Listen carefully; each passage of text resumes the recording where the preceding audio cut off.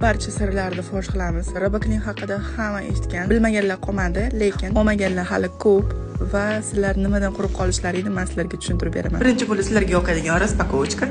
Mana shunaqangi komplektda hamma barcha narsasini ko'rib oldim, tekshirib oldim.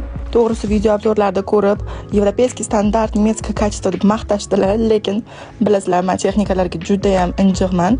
Hammasini o'zim ishlatib ko'rmasdan sizlarga ojiz aytmayman. Shunga qani ket. Birinchi bo'lib havo tozalash va aromatizator funksiyasini ishlatib ko'rdim. 2-3 tomchiga xonam shunaqa shirin isga to'lib ketdi. Hamma joyda stroykalar, changlar, tadayib eshitgandan ko'rgandan o'zing ishlatib ko'rgan yaxshi. Endi uborkam ham yengillashdi. Boshim qotirmasam ham bo'ladi. Buni ko'ringlar, changni qanaqa yutib olar ekan. Hozirgi hamma ayollarda problemasi mana shunaqangi och rangli gilamlarda tezkir bo'lishi.